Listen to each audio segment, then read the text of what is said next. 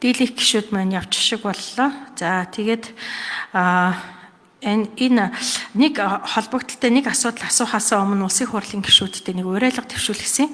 Өнөөдөр одоо бидний жилийн өмнө тангар хүргэж гишүүн болж эх орон иргэд олон нийтийнхээ эрх ашигын төлөө одоо тангар хүргэсэн өдрийн 1 жилийн ойн өдөр болж байна. Тэгээд нийт гишүүдтэй бас баяр хүргэе.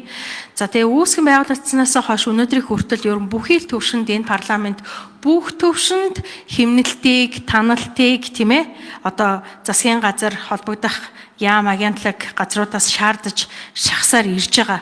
Харин энэ өөрчлөлтийг улсын хурлын гишүүд өөрсдөөсөө эхлэх гэж дуурахгүй байгаад их гайхаж игдүүцэж байна. Тийм учраас би энэ дээр шүүмжлэлтэй хандмаар байгаа. Тэгэхээр улсын хурлын 126 гишүүн бүрт сар бүрийн цалин, зөвлөх туслахын цалин, хот доторх унааны мөнгөний хүртэл 940 мянган төгрөг өгж байгаа шүү дээ. За энээс цаана биднэрт бас төсвийн одоо яг мөнгөн дүнгээр нь хэмжих юм бол 23 сая орчим төгрөг байгаа. Тэгэхээр энэ юу нэ?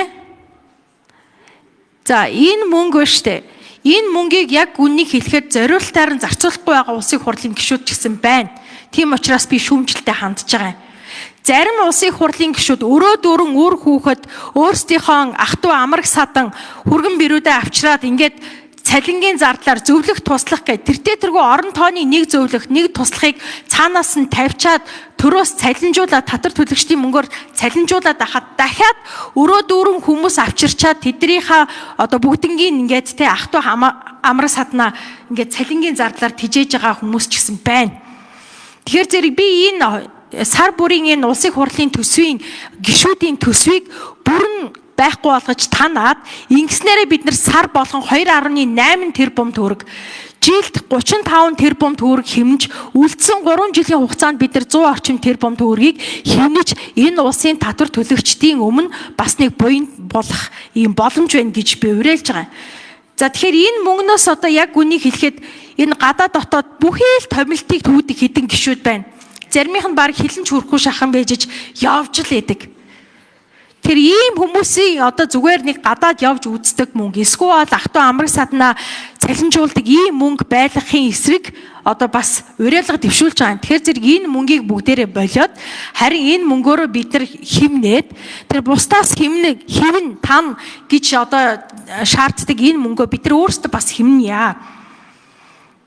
За тэгээд энэ татвар төлөгчдийн мөнгөөр хэвлэлийн PR өөрсдийнхөө хувийн улс төрчийн PR хийдэг энэ мөнгө бас ингэж зарцуулагдаж байгаа шүү дээ. За тэгэхээр энэ улсын хурлын гишүүд өөрчлөлтийг өөрсдөөсөө эхэлмээр байна гэдэг санаачлагыг дэвшүүлж байгаамаа. За тэгээд энэ 24 оны төсвийн гүйцэтгэл дээр нэг юм сошиал дээр нэг юм яваад байна. 9 их найдын зөрчил гарсан гэж яваад байна. Энд болохоор зэрэг тэнцвэржүүлсэн тэнцэл 920 тэрбум төгрөгийн алдагдaltaй байна гэдэг нь. Энэ хоёрын аль нь үнэн юм бэ? 9 их найдын зөрчил гэдэг нь одоо алдагдал юм уу? Зөрчил гэдэг нь эсвэл одоо төрийн хулгай юм уу? Юу юм бэ? Энийг тодруулж өгөөч. Хаана үнэн юм байгаад байна гэдгийг энэ аудитын газраас бас тодруулж өгнө үү гэж хүсэж байна. Ерөнхий аудитор Магнас Сүрэн. За 2024 оны санхүүгийн нэгдгсэн тайлан за төсвийн гүйцэтгэлээр аудитын дүгнэлтэнд зөрчлийн одоо дүнг нэгтгэж оруулсан. За энэ дотор ер нь өнгөрсөн жилүүдийн дунджаа одоо жилүүдийн бас зөрчлийн дүнг харуул нэг 4 орчим их найдын ийм зөрчилтэй явж ирсэн юм байна лээ. Тэгээд энэс буурсан нэмэгдсэн гэд ингээд одоо дүгнээд явж исэн. За энэ жилийн хувьд бол 9.2 гэд энэ их найдын зөрчил гэдэг ийм дүн гарсан. За энэ дээр бол гол зөрчил нь болохоор зэрэг 5 их найдын одоо нягтлан бодох бүртгэлийн стандартын бүртгэлтэй холбоотой зөрчил төрийн сангийн амны одоо төрийн сангийн бүртгэл дээр гарч ирсэн гэдгээр энэ зөрчил бол ингэж огцон нэмэгдсэн ийм дүн гарсан. За ер нь бол эндээс за 27 тэрбум төгрөгийн 2364 төлбөрийн акт тогтоогдсон. За 60 тэрбум төгрөгийн зөрчил дээр 165 албан тушаалтанд хариуцлага тооцоолох 151 албан шаардлага хүргүүлсэн. 1.6 их найдын зөрчил дээр 6009 зөвлөмж өгсөн. За 10.2 тэрбум төгрөгийн зөрчил дээр 10.2 тэрбум төгрөгийн 26 зөрчлийг бид нар хууль хяналтын байгууллагад шилжүүлж одоо шалгуулах зүйтэй гэж ингэж одоо дүн гарч ирсэн байгаа. За зөрчлийн одоо асуудлаар бол байнгын хороод дээр хилцэж явах явцад бол за энэ тал дээр бол онцгой анхаарч ажиллах ёстой гэж үзсэн. За бид нар бол 8 сараас завсрын аудитаа орохдоо энэ зөрчлийн асуудлаар бол онцгойлон анхаарч дараагийн одоо 25 оны тайлан гүйцэтгэлийн аудитын үед бол энэ зөрчлүүдийг бол эрс багасгах ийм төлөвлөлт одоо төсвийн ерөнхийлөгчийн захирагчтай хамтран ажиллах ийм ажлыг бол энэ одоо 8 сараас бол эхлүүлнэ гэж тооцож байгаа юм аа. За энэ удаагийн зөрчлийн 24 оны тухайд бол ийм тайлбар өгөхөөр байна. Баярлалаа. За тэгэхээр үүссэн зөрчил дээр одоо арга хэмжээ ямар хариуцлагын арга хэмжээ авдсан бэ? За энэ одоо ялангуяа улсыг хохиролтой болгосон энэ цагтаа хийгээгүй энэ хариуцлагыг хэн хүлээх юм бэ? Холбогдох яам газар тэр гүйцэтгэх төсвийн ерөнхийлөгчийн захирагч нар одоо нөхөж хүлээх юм уу?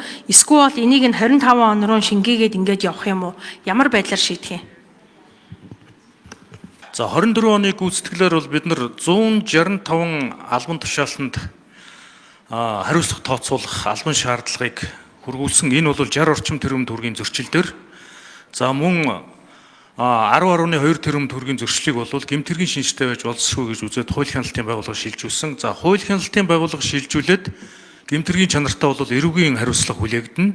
За саяын 151 албан шаардлагаар 165 албан тушаалтанд хариуцлага тооцоолох асуудлаа бол бид нар бүтээл хяналтанд аваад энэ хариуцлагыг бол тооцоолно.